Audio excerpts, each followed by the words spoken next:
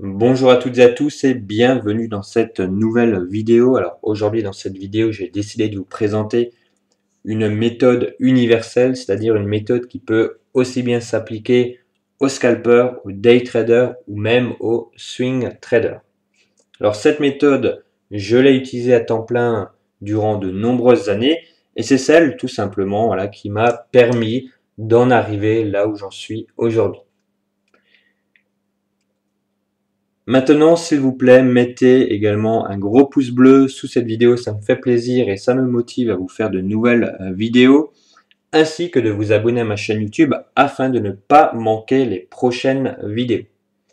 Et petit disclaimer, tout ce qui est être dit, montré ou encore expliqué dans cette vidéo n'est en aucun cas un conseil en investissement. C'est uniquement du partage d'informations et du partage de connaissances à but informatif.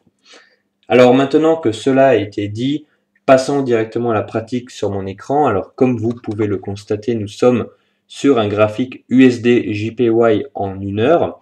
Et donc cette méthode va faire appel à un indicateur très précis, un indicateur qui s'appelle le volume profile. Alors pour toute personne ne connaissant pas le volume profile, eh bien tout simplement je vous invite à cliquer sur le deuxième lien qui se trouve sous cette vidéo et vous y trouverez de plus amples informations.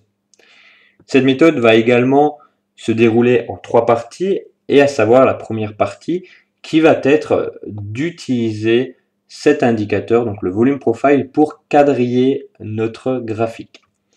Alors comment est-ce que ça se passe pour cette première partie? Eh bien tout simplement nous allons dans Indicator, Technicals, Volume Profile, et nous allons sélectionner le Volume Profile Fixed Range, à savoir le tout premier. On clique dessus, on ferme cette fenêtre.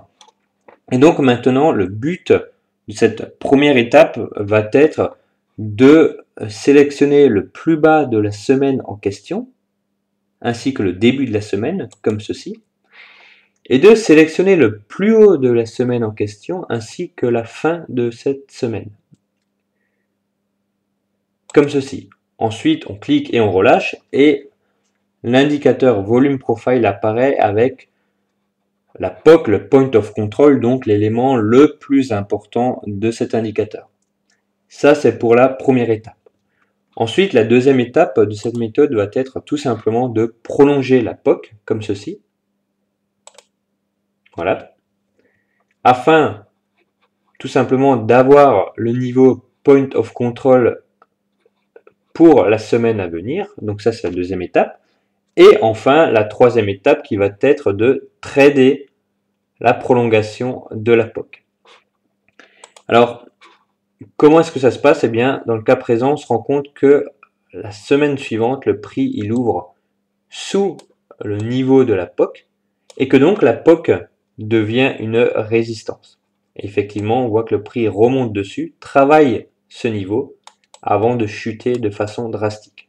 Donc tout simplement, à ce niveau-là, soit 115.797, il était possible de shorter le marché. Et je le répète, c'est une méthode universelle puisque un scalper pouvait venir prendre quelques points, un day trader pouvait également prendre quelques points, et même un swing trader pouvait également prendre quelques points, puisque le marché a corrigé de façon drastique et a continué sa course jusqu'à 113.600. Donc je le répète, méthode universelle pour les scalpers, les day traders et même, dans certains cas comme ici, pour les swing traders. Alors nous arrivons déjà à la fin de cette vidéo. J'espère que cette méthode saura vous porter les fruits escomptés pour votre trading. Et je vous dis à toutes et à tous à la prochaine pour une nouvelle vidéo.